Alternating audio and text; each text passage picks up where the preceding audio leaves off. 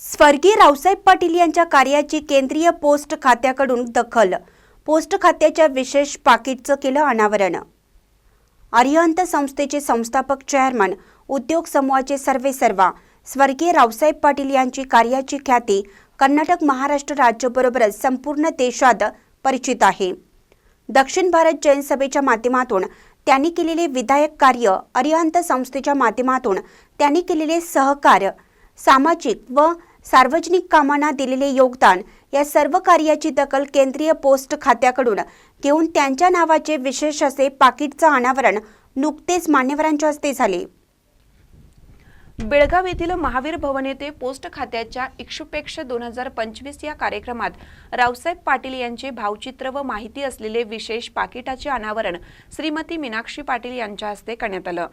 देशाला स्वातंत्र्य मिळवून देण्यापासून ते आजपर्यंत ज्यांनी विधायक कार्य केले आहे अशा लोकांची दखल घेत राष्ट्रीय पोस्ट खात्याकडून वेगवेगळे उपक्रम राबवण्यात येतात.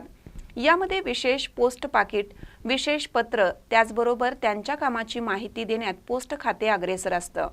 असेच विधायक कार्य केलेल्या रावसाहेब पाटील यांच्याही कामाची दखल पोस्ट खात्याकडून घेतली गेली.